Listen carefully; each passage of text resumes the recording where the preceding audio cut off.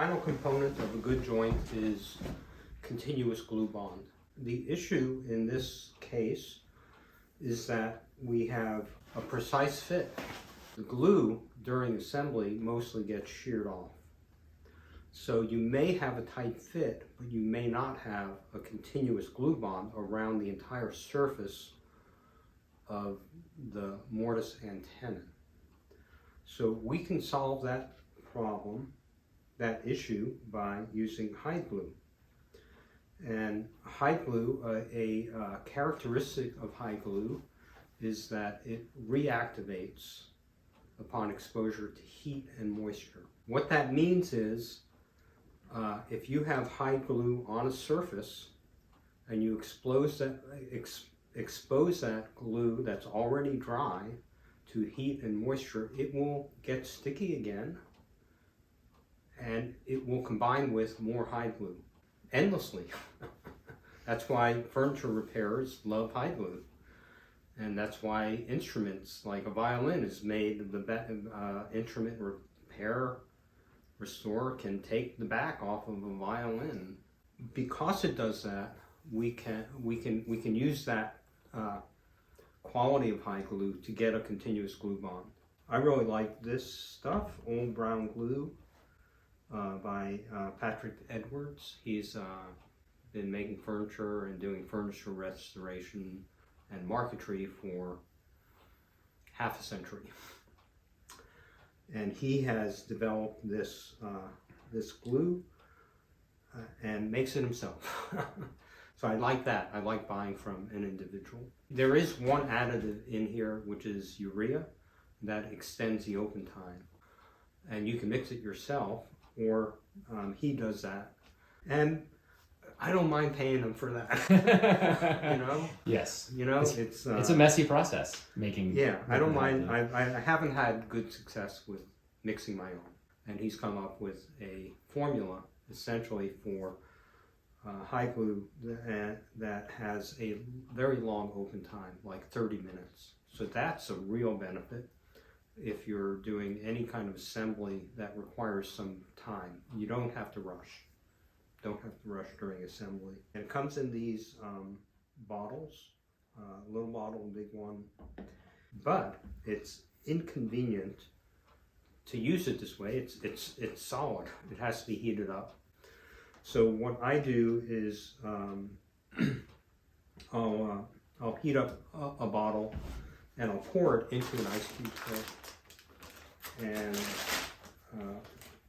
let it set up. It's like Jello. It'll set up like Jello, and you get these little cubes like Jello. This is not my idea. Pete Calvert came up with, you know, this idea.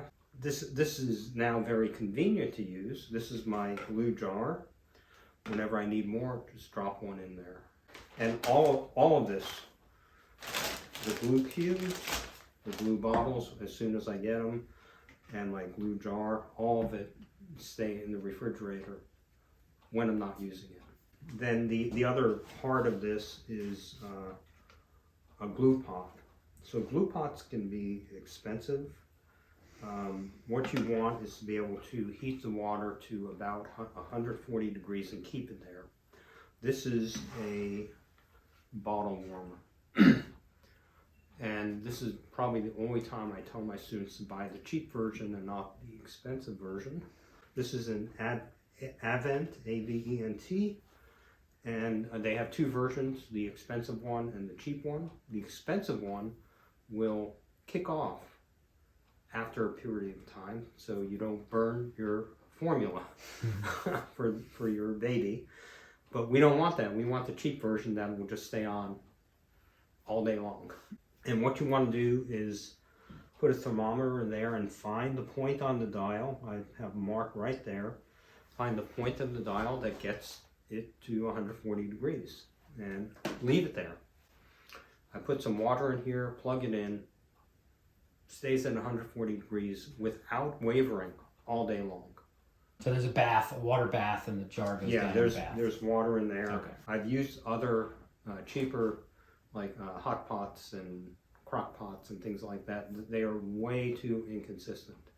This is by far the best I've used. And now there are actual glue pots that I assume work just as well as this, but this was like the system is real easy. You don't need to clean off your brushes when you're done. They'll just harden up and stick them back in water. Glue won't get sticky again. So it's a great system. So the way all of this works now, to our advantage, we have precise joint, and if we just put glue, even if we just put hide glue on, and hide glue on the mortise and hide glue on tenon at assembly, and we put the joint together, most of that glue would shear off. So we have an intermediate step, and that is called a sizing coat.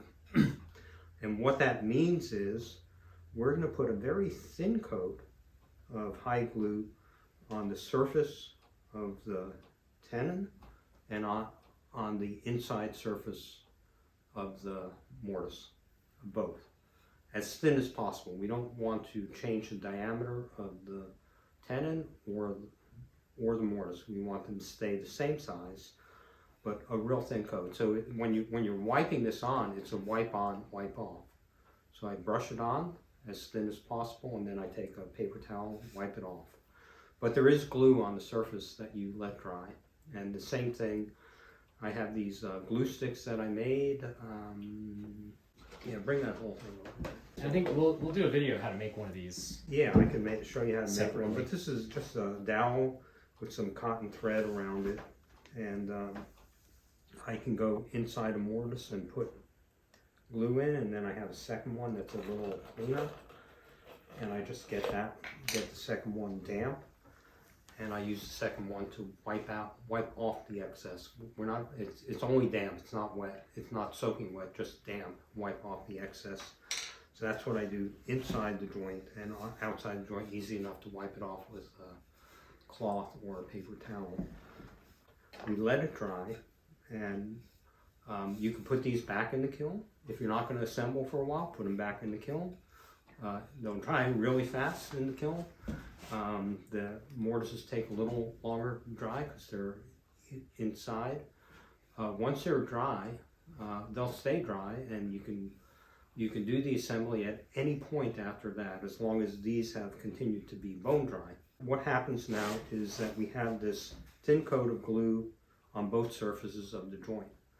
That glue has soaked into the wood. It's like it's grown roots into the wood. That glue cannot get sheared off. It's already soaked into the surface of the wood all the way around, both parts of the joint. At assembly, we apply more hide glue, which is hot and wet.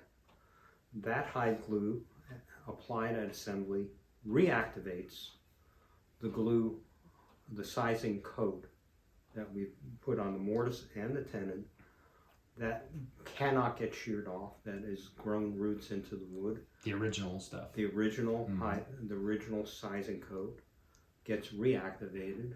What you'll see at assembly is that the glue that you apply at assembly really, it has two functions. Reactivates the sizing coat and provides lubrication for the assembly process. But what you'll see is that most of it gets sheared off, and you'll be cleaning it up with a toothbrush and water.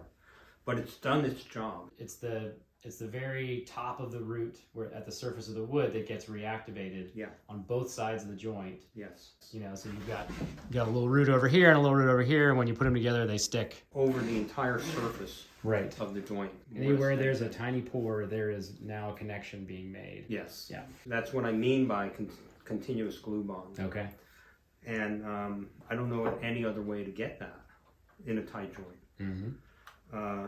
And to be clear, this does not work with PVA glue. Right. Yeah. Because the glue that you've put on first gets sticky again. Yeah. And combines with new glue. There may be some of the new glue that remains in that joint, but a lot of it most of it probably gets sheared off. So that's the last component of a good joint. I'm going to summarize. Okay. We have straight long grain, control of grain orientation as it affects wood movement, moisture control, so super dry joinery, precise fit, so turning the tenon and mortise to match as closely as possible, good surface quality on both surfaces of the mating joint, and continuous glue bond. You do all 6 of those, and you will have a joint that will not come out. It won't. And by understanding all that, there are instances where we want to break the rules, and we'll do that when we mill up the rear legs for bending. So we break that rule, or we know we can break it. We know exactly what's going on with this joint. So if there are occasions where you need to do something that's outside of the ideal, you'll have a sense of, is that going to be fatal or not? How much risk you're taking. Yeah. So, and we break that grain orientation and wood movement rule because we are also, with those rear legs, making an aesthetic choice. But you're not breaking every grain orientation rule, just No, one just of the subset. Just that one, and we're not breaking it completely. Right. And we may actually end up with an ideal joint in terms of grain orientation and wood movement, but I'm willing to go outside the ideal.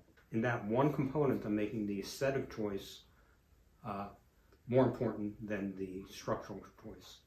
But do all the other components of a good joint right, and you will not have a problem. I guarantee it. Excellent. So, thank you. It's I love doing this. It's just so. It's an understanding of having an understanding of how these things work together. I just love the process, and then it yields this beautiful object that is functional, won't come apart. And okay. Jeff's getting weepy.